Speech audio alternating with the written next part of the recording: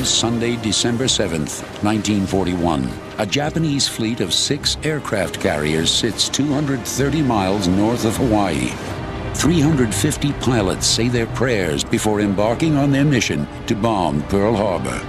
Among the airmen on the carrier Hiryu is 19-year-old Taisuke Maruyama. Around December 1941, I was a member of the squadron on the carrier Hiryu.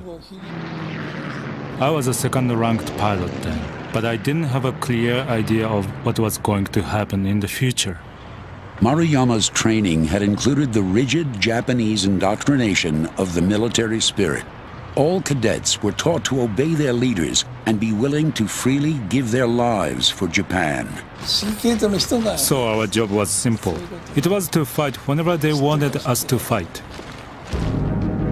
The Japanese trained their pilots well. Planning the attack on Hawaii took almost a year. For months, they practiced low-altitude torpedo runs to attack battleships and high-altitude precision bomb drops to destroy their main target, the United States aircraft carriers. Our goal is to sink the aircraft carriers, but if they aren't there, I'm going to sink a battleship. From the United States' point of view, Pearl Harbor's geographical structure made it a perfect base for the Pacific Fleet. The narrow entrance and shallow waters of the harbor made it nearly impenetrable. Ford Island, on which the naval station is based and the American ships are anchored, is well protected. To the leaders of the American Navy, a full-scale attack by an enemy naval force was impossible. But the Japanese were rehearsing an air attack, and thanks to a geographical coincidence, they could practice with precision. Japan's Kameoke Bay is the twin sister of Pearl Harbor. At Kamoike base in Kagashima, I did a lot of bombing training in a Type 97 bomber. Kagashima Bay has a structure that is very similar to Pearl Harbor. So I got a lot of training going from Kagashima Bay to Sakura Island, flying low and then attacking. 5:15 a.m. The pilots are given their final orders. Chief of the Navy, Admiral Isoroku Yamamoto, tells them that they are now responsible for the glory of the empire. The Japanese armada is now 220 miles north of Hawaii, safely out of range of American radar detection. 5:30 a.m. The first wave of airmen prepares for takeoff in their fighter planes and torpedo bombers. This assemblage comprises a strike force of over 180 aircraft. Meanwhile, 200 miles south of Oahu, the United States aircraft carrier Enterprise is launching 18 aircraft. They're headed for Ford Island in the center of Pearl Harbor. Estimated time of arrival, 8 o'clock. 6:10 a.m. 183 Japanese fighters, dive bombers, and high-altitude bombers are launched from carriers with split-second timing. All planes are in the air within 15 minutes. Their plan is to attack in 3 waves. The first would assault all military installations across the entire island of Oahu. The second would zero in on more specific targets. The third would take out fuel storage tanks, dry docks, and repair facilities. As morning breaks in Honolulu, overnight clouds disappear. It's another beautiful day in paradise, and work as usual for Henry Thettinger. My father was a painting contractor, and we had a job right outside the main gate of Pearl Harbor called the Makalapa Housing Project. So December 7th, some new pickup trucks came in over the weekend, so my father asked me if I'd go out and stencil the job numbers on side of the doors of the pickup trucks, and I said yes, I would.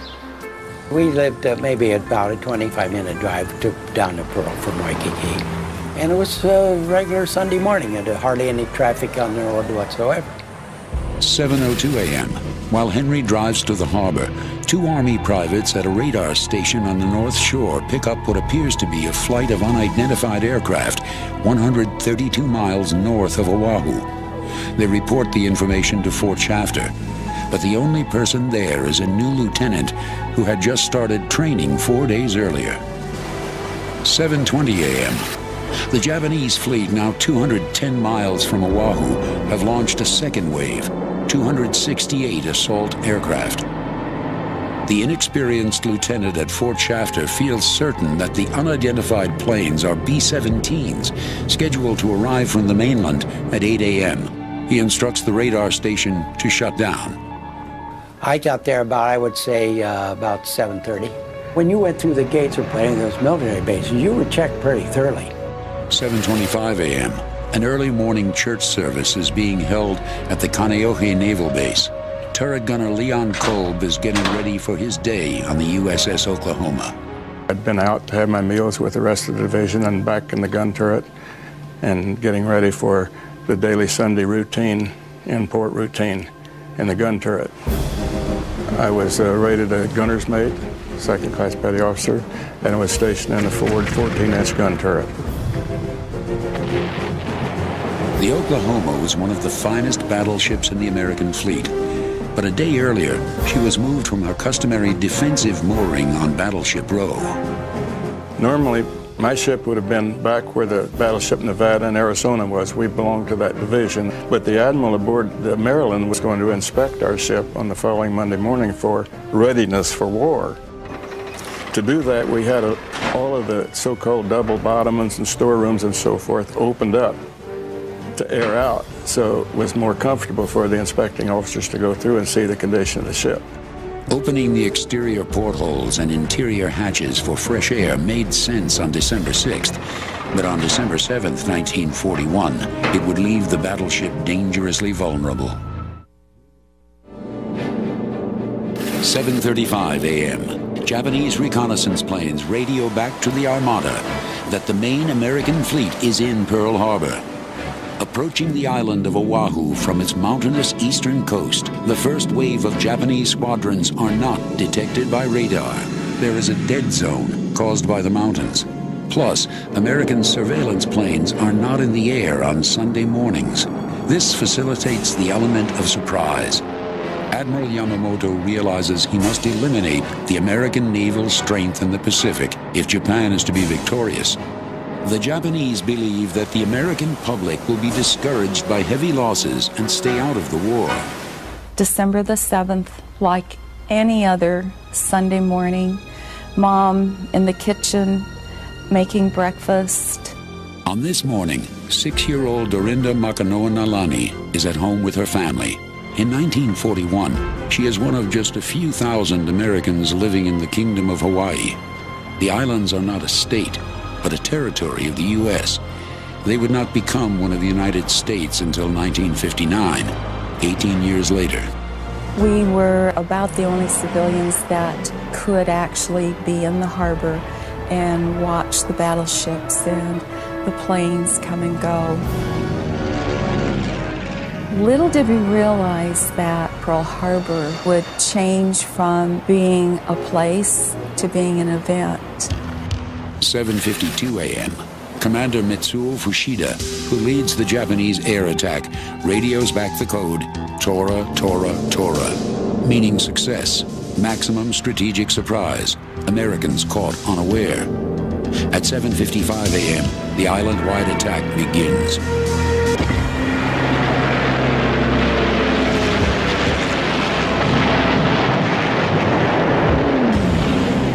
The first wave of Japanese forces attack at points all around the island of Oahu, not just Pearl Harbor. Dive bombers strike at Kaneohe Naval Air Station, while dive bombers and fighters attack Bellows Field. Being a squadron communications officer, I was assigned to the 86th Observation Squadron at Bellows Field on the windward side of the island. On December the 7th, in the morning about 7:30, those of us who were in the BOQ, Bachelor Officers' Quarters, up on the top of the hill above the airstrip, we were all awakened by a crash landing, a B-17, at the end of our runway. And the crew was semi-hysterical, saying that they were attacked. And while we were talking to the crew, a flight of Japanese planes came in and strafed.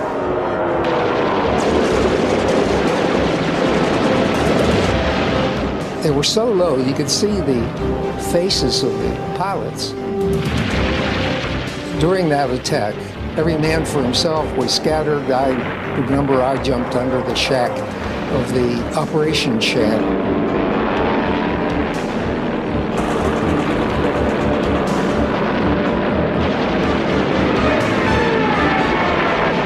7:58 a.m. Horizontal bombers arrive at Pearl Harbor. No one even suspects they're Japanese. Before the war started, our own aircraft used to make mock raids and their maneuvers on Pearl Harbor. They'd fly over and they'd start to dive down and make their maneuvers, torpedo planes or dive bombers, whatever they were at that time.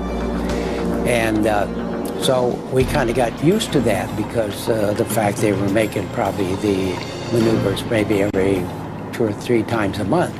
And I heard the airplanes and I saw them start to dive, so I went back to work, and then all of a sudden all hell broke loose.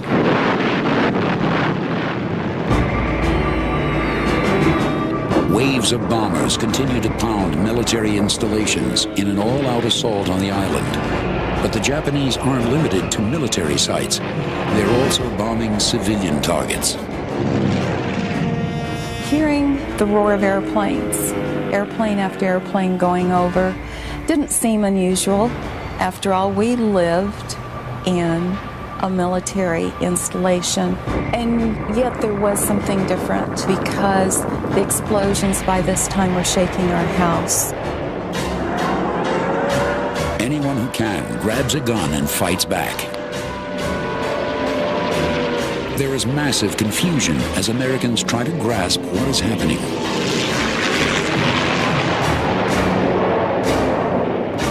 In a tragic case of bad timing, the scheduled American B-17s and the U.S. aircraft from the Enterprise arrive Pearl Harbor at the same time and are caught between enemy and friendly fire. 8:05 a.m. Machine guns on battleship Nevada open fire on torpedo planes. Repair ship Vestal, moored next to Arizona, opens fire. Battleship California receives torpedo portside at frame 1110. High-level bombers begin the run on Battleship Row. One of the easiest targets is the defenseless Oklahoma.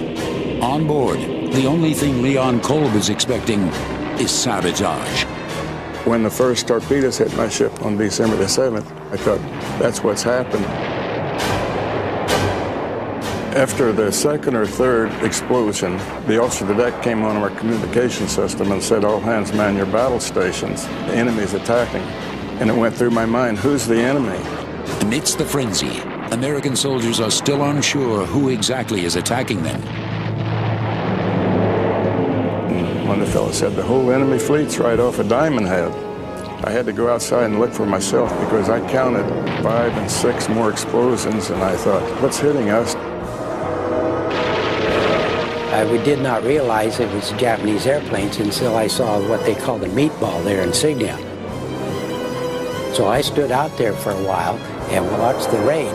Believe me, those boys could fly the planes. They'd come in on their torpedo run or their bombing run and turn those things up on its tail and come back to strafe. So they were darn good pilots. The first wave of the Japanese attack on the island of Oahu is a stunning victory for the enemy. America's Pacific Fleet feels the sting of newly perfected torpedoes designed specifically for the shallow waters of Pearl Harbor. Violent explosions rock light cruisers, mine layers, and battleships like the Oklahoma. But this is only the beginning. The second wave of the Japanese attack is about to begin.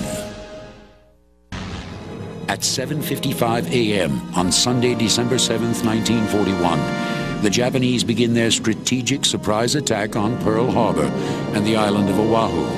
Every military target is being hit.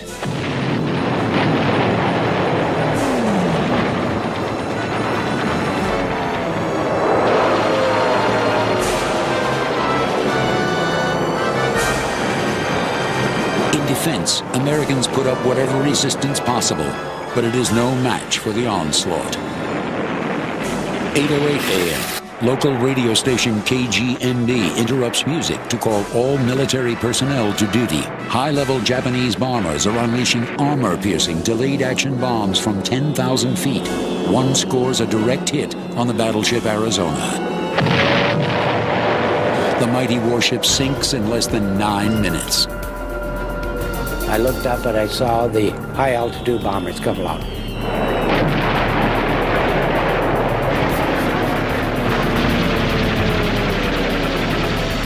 I did see the Arizona blow up, and the smoke and flames must have gone 500-600 feet in the air. I mean, it was awesome, absolutely awesome. Somebody asked me if I was scared. I said, "You darn right I was scared. You know, who wouldn't be?" 2 ship lengths away, the USS Oklahoma is an easy target. I thought, this is going to be the closest I'll ever come to death without losing my life. I wanted to go back down to my locker and take the things out I had, seeing I was going to have to leave the ship. One of them was an engagement ring that I just bought for my wife. It was a full carat, but something told me to save my life. The Oklahoma is hit by 10 torpedoes. Explosions have ripped holes throughout the ship's armor.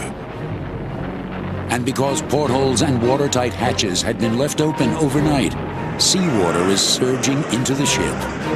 There's no portholes in there so you can look out and see what's going on, but you sense that the ship's going way out of balance. By that time, others had started going over the side, so I assumed they'd heard the word to abandon ship. And I was one of the first 2 or 3 to swim to an officer's boat. Dive bombers come over. I actually followed the plane in until it dropped the bomb on the Pennsylvania, which was in the dry dock. 8:14 a.m. The Oklahoma has capsized. Turret gunner Leon Kolb has barely escaped with his life, but hundreds of men trapped inside the Oklahoma's hull can be heard pounding against the steel. High above the blazing wreckage, 19-year-old Japanese airman Taisuke Maruyama witnesses the destruction of the bomb he dropped.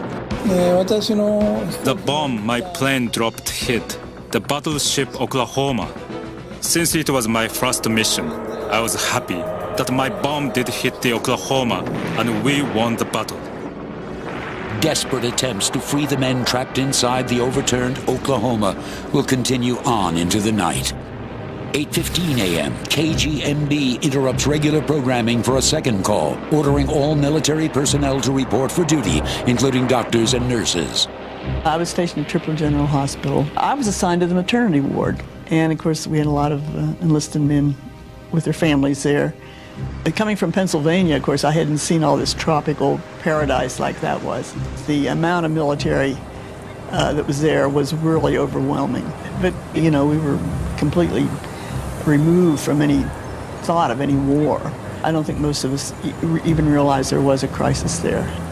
I was in bed, sound asleep. 2 of our night nurses tried to get us all awake, and we thought they were joking. We thought, oh, this is, come on now, this is, you're kidding. Can't be.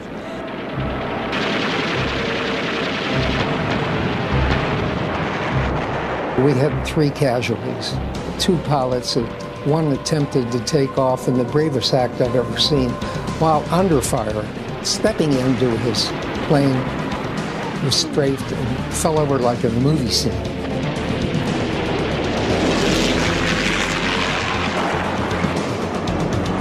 And another pilot did get his plane into the air. He was shot down.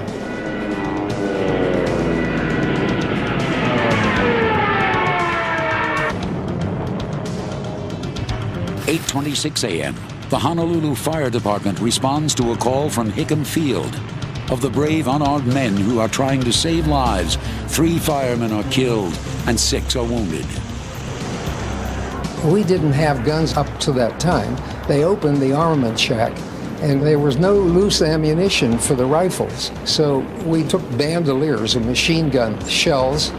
We were laden down with arms. 8:50 a.m., the second wave of Japanese aircraft come in from the north.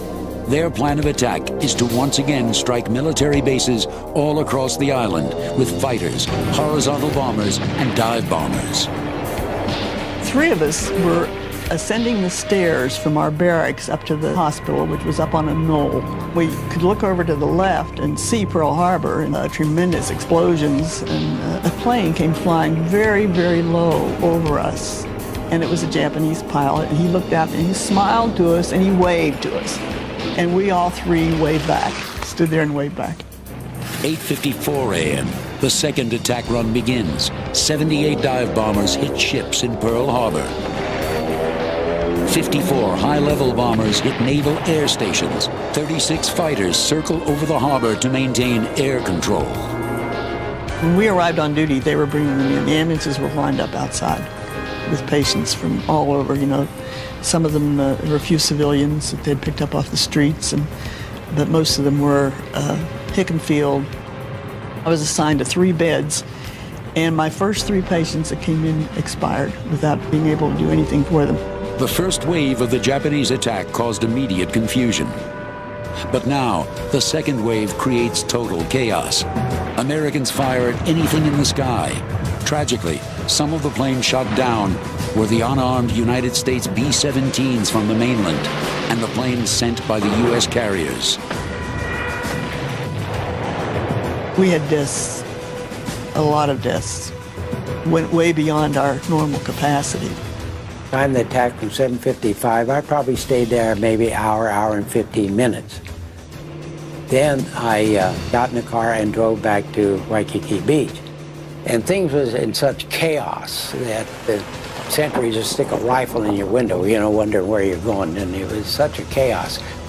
9:05 a.m.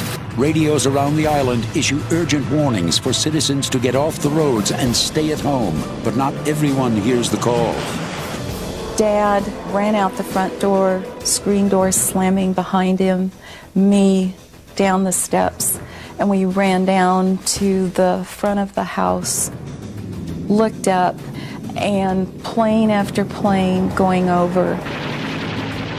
There was strafing up and down the street, and the bullets that found our house were incendiary bullets. The Japanese attack ignites a fire that would destroy Dorinda's childhood home.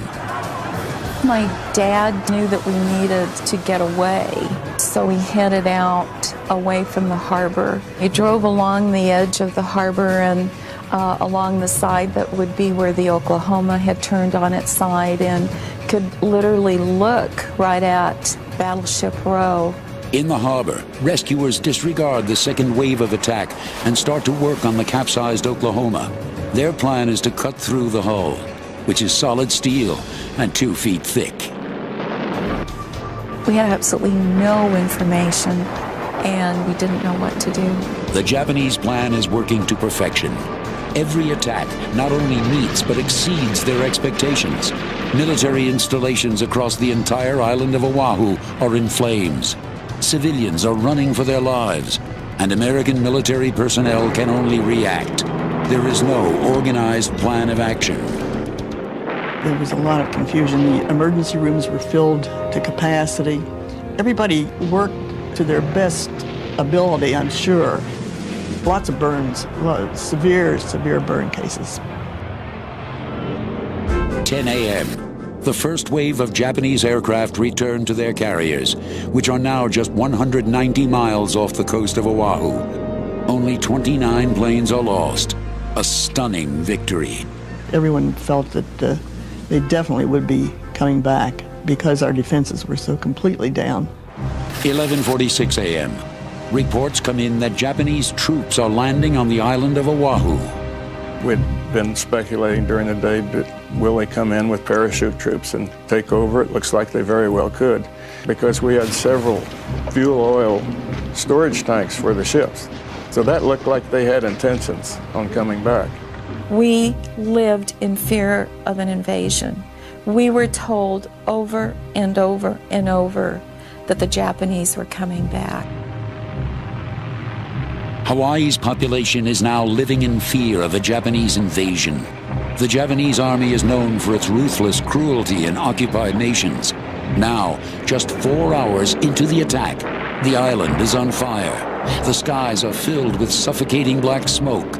Communication is cut off from the mainland with absolutely no hope of help. The people of Hawaii are certain that there will be a Japanese invasion. The only question is, when? On the morning of December 7th, 1941, Japanese forces launched a surprise attack on the island of Oahu. The attack struck every military installation on the island and the majority of the American Pacific Fleet in Pearl Harbor.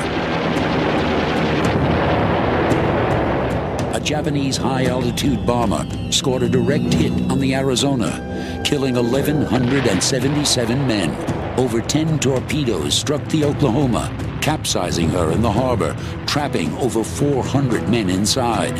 Following orders on board the Oklahoma, gunners made Leon Kolb abandon ship, but he is driven to fight back.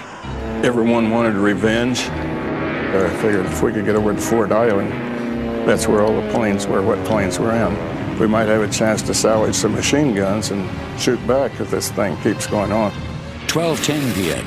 Americans managed to get a few planes airborne and fly north in search of the Japanese aircraft carriers. Back on the island, people are in a state of shock.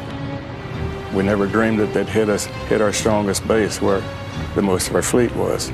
I don't think that the officer in charge ever thought that the Japanese would take a chance with their fleet to come in that close. Following the attack, the people of Oahu wait and worry. The American military has been immobilized. There is no chance of defending Hawaii against a full-scale invasion. An invasion seems inevitable. We were advised later in the day that the Japanese were landing at Pearl Harbor with ground troops. Fear of an enemy invasion gives way to paranoia. 12:30 p.m., Honolulu police raid the Japanese embassy. Animosity has turned towards the Japanese living on the island. Don Seki experiences it firsthand. Saturday night, December 6th, we were playing poker all night long. And nobody got ahead, so we want to quit. So we started shooting crap. I live in a valley called Manoa Valley. Now and then we see target practice. They're pulling target in the airplane. We thought it was, target practice. After the bombing, here comes a guy. He says, you bombed Pearl Harbor. So he pulled a knife on us. So we scrambled and went home. Then we listened to the radio. Then we found out it was bombed. Government agents go into action, seizing radios from Japanese, fearing they would broadcast messages and information to their native land. At 1 p.m., the Japanese Air Commander Fushida lands safely on board the aircraft carrier Akagi. With the amazing success of the first two waves, he is ready to launch the third. We knew there were planes, but we didn't realize that they didn't bring ground forces. And had they anticipated the success their Air Force had, they would have followed up with ground forces because Hawaii was vulnerable. Hawaii was more than vulnerable. It was in utter chaos. On board the Japanese aircraft carrier, Commander Fushida pushes hard for the launch of the third wave. But at 1:30 p.m., Admiral Nagumo decides to call off the attack. The Japanese fleet withdraws.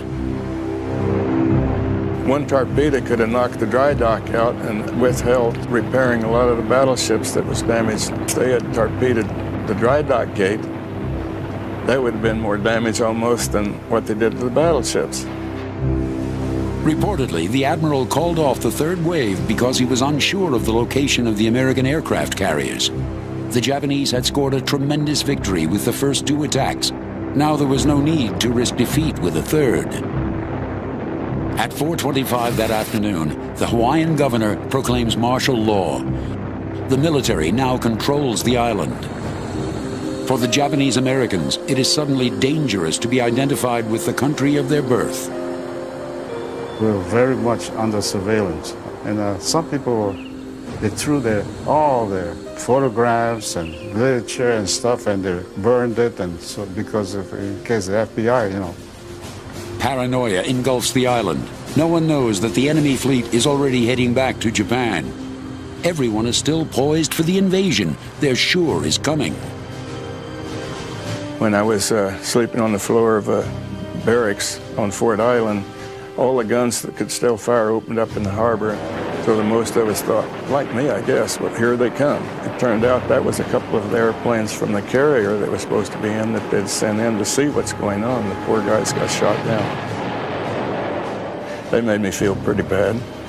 A total of 7 American planes would be shot down by friendly fire.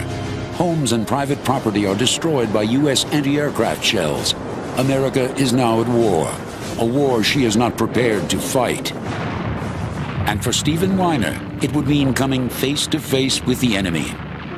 At about 10 o'clock at night, we're sitting talking and we see 2 figures approaching us from the shoreline. One was a National Guard corporal, and he was leading an Oriental.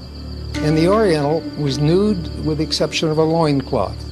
And so he turned him over to us. So we took him to the operation shack. He had been in the water for many hours. His skin was all wrinkled. And we put a blanket around him. And we gave him a hard-boiled egg and a shot of booze. And then we started to interrogate him, holding the .45 at his temple. Through the night, Second Lieutenant Steve Weiner will interrogate the first Japanese prisoner of war. If Hawaii is to prepare for the onslaught to come, information will have to be forced out of the prisoner by any means necessary. The night following the Japanese attack, Hawaii is on edge. U.S. bombers from the mainland are mistakenly shot down, and Oahu has erupted in chaos. Meanwhile, Steve Weiner continues interrogating the first Japanese prisoner of war, with little luck. He was a defiant little guy. We didn't seem to have him buffaloed at all. I would say after maybe 2 hours, he said, paper, pencil. So we gave him a manila envelope that was on the desk and a pencil. And he wrote, "I am Japanese naval officer." He wrote this in English. "My ship catch in coral. I jump into water, swim to this airplane land. Kill me in honorable way. No tell about ships." And he signed his name, Sakamaki. We kept him, I think, until about 5 or 6 in the morning, where G2 from Fort Shafter sent over for him. We gave him the document that he had signed and turned the supposed prisoner over to them. Then on the morning of December 8th, Lieutenant Weiner makes an unusual discovery. We saw a coning tower sticking out on the surf. It was only about a half a mile out, not even that far. There were 5 midget subs involved in a special operation. Sakamaki was to sink the Pennsylvania. His failure was because his steering gear fouled when he was released, and he drifted. He and his enlisted men attempted to swim in at night, and the body of his enlisted man washed in the next morning. 11 a.m., Monday, December 8th. Wreckage litters runways on airstrips around the island. Pearl Harbor is smoldering. While casualties mount from the attack, rescue workers continue fighting to save the 461 men still trapped inside the overturned hull of the Oklahoma. I could still see the bottom of my ship that was left up out of the water, and wondering how many was still down in there. I heard that they cut holes in and brought some out. I didn't know who or how many. Following several different rescue attempts, only 32 of the trapped sailors were saved. 429 men lost their lives. From the wreckage of the island, the overnight distrust of the local Japanese descended into outright racism. In Hawaii, 50% Japanese were the majority. My folks, they came in 1906 as an immigrant, and we were laborers in a sugar plantation. Almost immediately, Japanese Americans were rounded up by U.S. military and placed in internment camps. You know, we're angry because broke up our lifestyle, you know. Everybody's friendly, no racial problem there. Filipinos, Chinese, Koreans, so forth.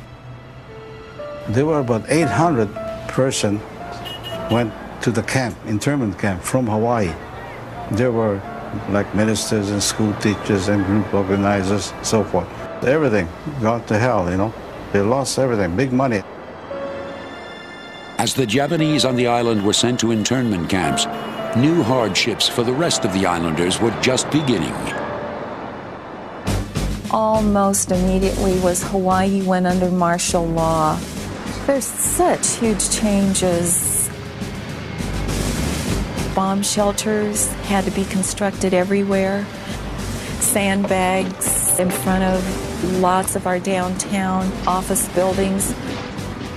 Plate glass windows were all taped. They did trenches at a lot of schools that he'd just jump into. We used to have practice if there would be a bombing, where you would go, where the shelters all were. I thought the gas masks were kind of novel and fun until you got tired of carrying them. In fact, there were rumors that the Japanese would do this as a germ warfare and they would put gases into the air. After the war started, we had to wear gas masks. We had a complete blackout, too. We had all our curtains were blacked out. We couldn't show a little sliver of light coming through a curtain. Our headlights on our cars were blacked out with a little slit, which is white, with a little shield over it. We had alerts, too. We had sirens go off. We'd have to run out, put our gas mask on, and all that sort of stuff. When you live in the middle of the Pacific Ocean, isolated by all those miles and miles of ocean, you rely on ships to bring you everything.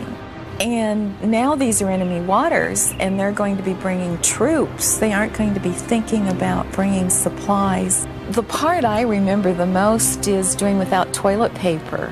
You know, taking newspaper and then trying to rub it and rub it and rub it to see if you could get it soft enough. Following the attack on Pearl Harbor and the entire island of Oahu, Americans are not demoralized.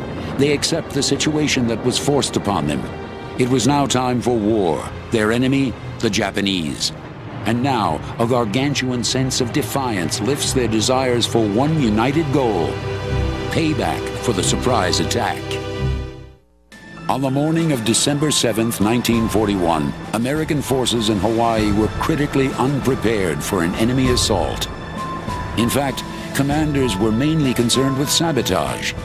Before the Japanese attack, fighters and bombers at airfields around Oahu were taken out of defensive positions and lined up out in the open, wingtip to wingtip. A difficult target for subversives, but easy prey for enemy planes. A battleship was moved from its strategic position to make it more accessible for inspection.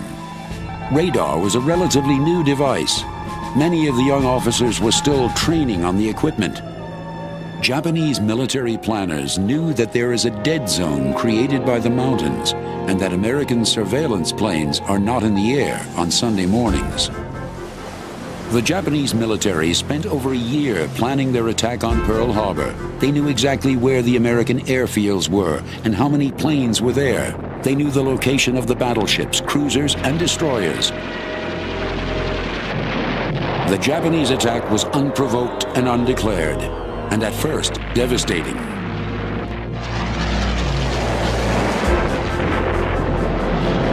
The enemy had all the advantages, including the element of surprise. The toll on American forces was just short of catastrophic. 2,388 were killed, 1,178 wounded. A direct hit on the Arizona claimed the lives of over 1,100 men. The Oklahoma was torpedoed over 10 times, and over 400 sailors perished. In total, of the 96 ships in Pearl Harbor during the attack, 19 were sunk or severely damaged. The Navy had 92 of their aircraft destroyed and 31 damaged. The Army had 96 aircraft destroyed and 128 damaged. The Japanese lost only 29 planes. But that's where the Japanese victories end.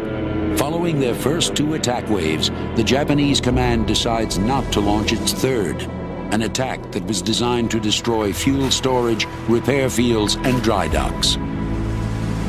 The Japanese admiral called off the second attack, not knowing where the carriers were.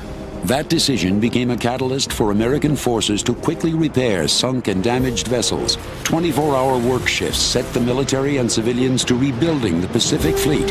Of the 19 ships that were sunk or heavily damaged, 14 ships were completely restored and went on to fight the enemy. After the attack, I went almost immediately out on a destroyer, starting to attack Marshall Islands and showing the Japanese they really didn't sink all of our fleet and so forth. I ended up spending a little over 10 years in the Navy. If Pearl Harbor hadn't been attacked and we hadn't gotten into war, that would have been the end of my naval career there. Patriotism was the foundation for the American comeback, and the Japanese Americans of Hawaii proved themselves in battle. We, as a Japanese American, although we're segregated, I decided to volunteer for the Army. We trained for 1 year, then went overseas. Hawaii's original recruitment quota was set at 1,500 men. Over 10,000 volunteered. Our motto was go for broke. That means shoot the works. We had to do good because we're under the guns, and we are going to do good. As the segregated unit of the 100th Battalion Regimental Combat Team, they fought on the European front. In 8 campaigns, we had 8 unit citations and about 21 Medal of Honor. We fought really hard. For their size and length of service, they became the most decorated soldiers in the U.S. Army, with 18,413 individual awards and 9,000 Purple Hearts. Don Secchi received a Purple Heart for the loss of his arm during battle in Italy. He returned home a hero. For the Japanese, the definition of hero is rigid.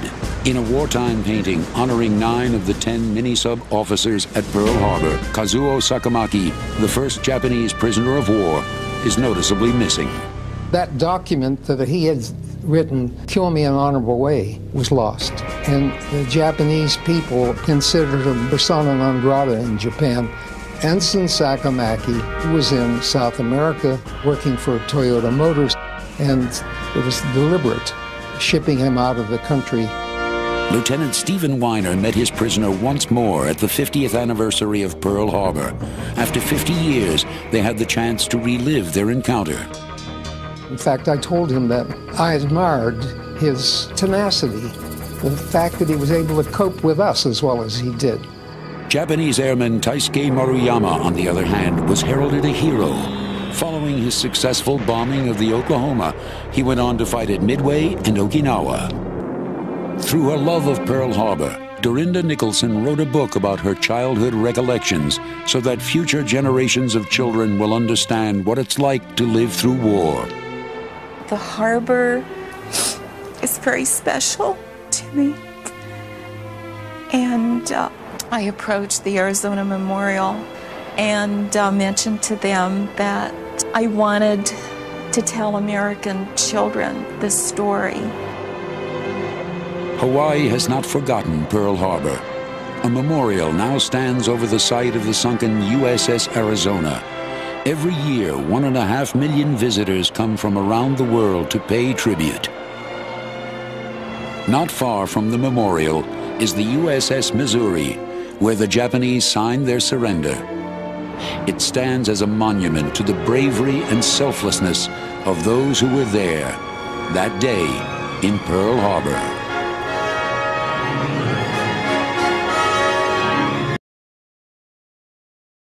Sunday, December 7th, 1941. A Japanese fleet of 6 aircraft carriers sits 230 miles north of Hawaii. 350 pilots say their prayers before embarking on their mission to bomb Pearl Harbor. Among the airmen on the carrier Hiryu is 19-year-old Taisuke Maruyama. Around December 1941, I was a member of the squadron on the carrier Hiryu. I was a second-ranked pilot then, but I didn't have a clear idea of what was going to happen in the future. Maruyama's training had included the rigid Japanese indoctrination of the military spirit. All cadets were taught to obey their leaders and be willing to freely give their lives for Japan. So our job was simple. It was to fight whenever they wanted us to fight. The Japanese trained their pilots well. Planning the attack on Hawaii took almost a year. For months, they practiced low-altitude torpedo runs to attack. The plan is to attack in 3 waves. The first would assault all military installations across the entire island of Oahu. The second would zero in on more specific targets. The third would take out fuel storage tanks, dry docks, and repair facilities. As morning breaks in Honolulu, overnight clouds disappear. It's another beautiful day in paradise, and work as usual for Henry Thettinger. My father was a painting contractor, and we had a job right outside the main gate of Pearl Harbor called the Makalapa Housing Project. So December 7th, some new pickup trucks came in over the weekend, so my father asked me if I'd go out and stencil the job numbers on side of the doors of the pickup trucks, and I said yes, I would. We lived maybe about a 25-minute drive down to Pearl from Waikiki. And it was a regular Sunday morning, and hardly any traffic on the road whatsoever. 7:02 a.m. While Henry drives to the harbor, 2 Army privates at a radar station on the North Shore pick up what appears to be a flight of unidentified aircraft 132 miles north of Oahu. They report the information to Fort Shafter, but the only person there is a new lieutenant who had just started training 4 days earlier. 7:20 a.m. The Japanese fleet, now 210 miles from Oahu, have launched a second wave, 268 assault aircraft. The inexperienced lieutenant at Fort Shafter feels certain that the unidentified planes are B-17s, scheduled to arrive from the mainland at 8 a.m. He instructs the radar station to shut down. I got there about, I would say, about 7:30. When you went through the gates of any of those military bases, you were checked pretty thoroughly. 7:25 a.m. An early morning church service is being held at the Kaneohe Naval Base. Turret gunner Leon Kolb is getting ready for his day on the USS Oklahoma. I'd been out to have my meals with the rest of the division and back in the gun turret and getting ready for the daily Sunday routine, in-port routine. Battleships and high-altitude precision bomb drops to destroy their main target, the United States aircraft carriers. Our goal is to sink the aircraft carriers, but if they aren't there, I'm going to sink a battleship. From the United States' point of view, Pearl Harbor's geographical structure made it a perfect base for the Pacific Fleet. The narrow entrance and shallow waters of the harbor made it nearly impenetrable. Ford Island, on which the naval station is based and the American ships are anchored, is well protected. To the leaders of the American Navy, a full-scale attack by an enemy naval force was impossible. But the Japanese were rehearsing an air attack, and thanks to a geographical coincidence, they could practice with precision. Japan's Kameoke Bay is the twin sister of Pearl Harbor. At Kamoike base in Kagashima, I did a lot of bombing training in a Type 97 bomber. Kagashima Bay has a structure that is very similar to Pearl Harbor. So I got a lot of training going from Kagashima Bay to Sakura Island, flying low and then attacking. 5:15 a.m. The pilots are given their final orders. Chief of the Navy, Admiral Isoroku Yamamoto, tells them that they are now responsible for the glory of the empire. The Japanese armada is now 220 miles north of Hawaii, safely out of range of American radar detection. 5:30 a.m. The first wave of airmen prepares for takeoff in their fighter planes and torpedo bombers. This assemblage comprises a strike force of over 180 aircraft. Meanwhile, 200 miles south of Oahu, the United States aircraft carrier Enterprise is launching 18 aircraft. They're headed for Ford Island in the center of Pearl Harbor. Estimated time of arrival, 8 o'clock. 6:10 a.m. 183 Japanese fighters, dive bombers, and high-altitude bombers are launched from carriers with split-second timing. All planes are in the air within 15 minutes. They're